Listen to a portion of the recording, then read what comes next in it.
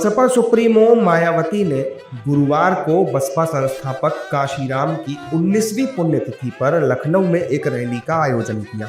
इस रैली में लाखों की संख्या में बसपा समर्थक पहुंचे थे। रैली को संबोधित करते हुए मायावती ने अपने शासनकाल में बनवाए गए स्मारकों की देखरेख करने के लिए योगी सरकार का आभार जताया और समाजवादी पार्टी पर जमकर हमला बोला। उत्तर प्रदेश की वर्तमान भाजपा की सरकार ने इस मामले को दिखवाया पूरा, और उसके बाद उन्होंने हमें कमिट किया, प्रॉमिस किया कि हम जो भी पैसा टिकटों को आया है हम दूसरे मत पे नहीं लगाएंगे, बल्कि इन स्थलों के रखरखाव पर लगाएंगे। उन्होंने ये लगाया, इसलिए हमारी पार्टी उनकी आभारी है।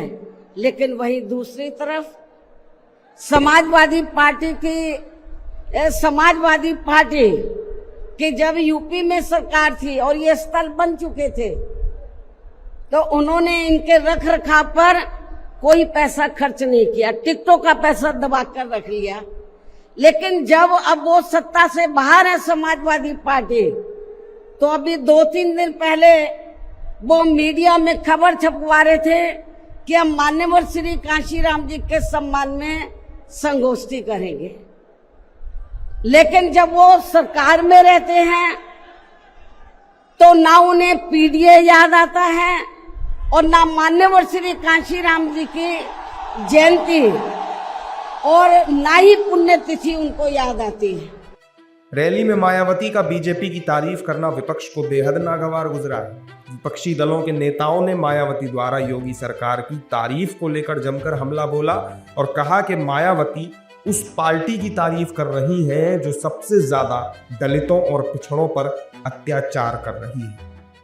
बहन जी भारतीय जनता पार्टी का आभार व्यक्त करें, और उस पार्टी का आभार व्यक्त कर रहे हैं जिस पार्टी के राज में दलित उत्पीड़न अपने चरम सीमा पर।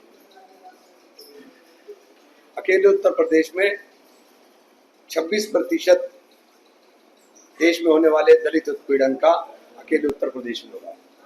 देखिए, मुझे नहीं पता कि बहन जी ने क्यों यूपी सरकार की तारीफ की है, क्या कारण है। योगी सरकार, जबकि उन्हें मालूम है कि उत्तर प्रदेश के अंदर ख़ास तौर से दलितों को, मुसलमानों पर योगी सरकार जुल्म कर रही है।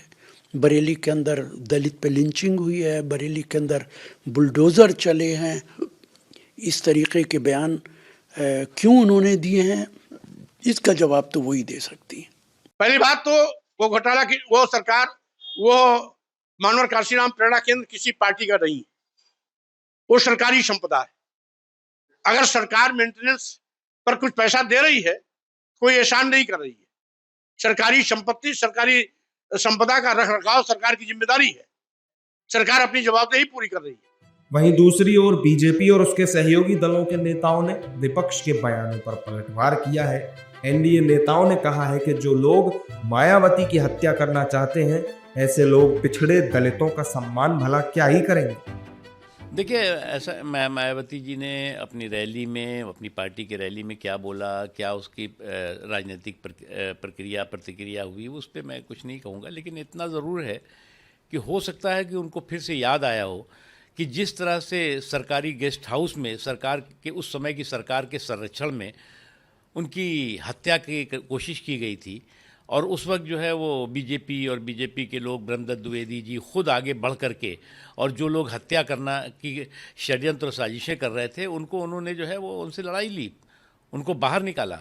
तो हो सकता है कि मायावती जी को और उनकी पार्टी के लोगों को वो ज़ख्म अभी भी वो भरा ना हो, और इसलिए जो है वो उन्होंने अगर बीजेपी के लिए ये कहा है तो निश्चित तौर से उनके दिमाग में वो ज़रूर होगा कि जब सरकारी गेस्ट हाउस में और सरकार के संरक्षण में उनकी हत्या की कोशिश हो रही थी। जिसने भी पीड़ित, दुखी, अपमानित लोगों को नुकसान पहुंचाना, तो उनके खिलाफ तो बोलना ही पड़ेगा। हाँ, योगी जी खड़े हैं इसलिए उन्होंने तारीफ की है हमारी सरकार। मैं महात्मा जी को धन्यवाद देता हूं कि कांशीराम के मिशन को सफल जनाधार तैयार किया। इसलिए इसी को कहते हैं, डॉक्टर संजय के पास जनाधार है, बहन जी के पास जनाधार है, हम लोग जनाधार है। पीढ़ी असली पीढ़ी इधर है, पीड़ित, दुखी, अपमानित लोग। देखो, ये तो वास्तविकता है कि समाजवादी पार्टी का मूल चरित्र दबे कुचले वंचित समाज के लिए क्या रहा है। 12 से 17 के बीच में प्रदेश ने देखा है।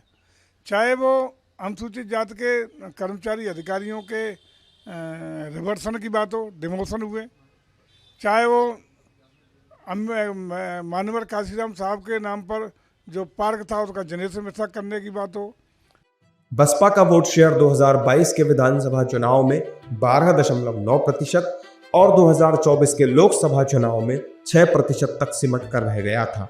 2022 के चुनाव में बीएसपी को यूपी में केवल एक सीट पर जीत मिली थी, वहीं 2024 के लोकसभा चुनाव में बीएसपी पूरी तरह साफ हो गई थी। ऐसे में फिलहाल मायावती की प्राथमिकता अपनी पार्टी को 2027 के यूपी चुनाव में प्रासंगिक बनाए रखना है। यही वजह है कि इस समय मायावती का फोकस अपने दलित वोट बैंक को एकजुट करने और सपा के पीडीए यानी पिछड़ा दलित अल्पसंख्यक गठजोड़ को तोड़ने पर है।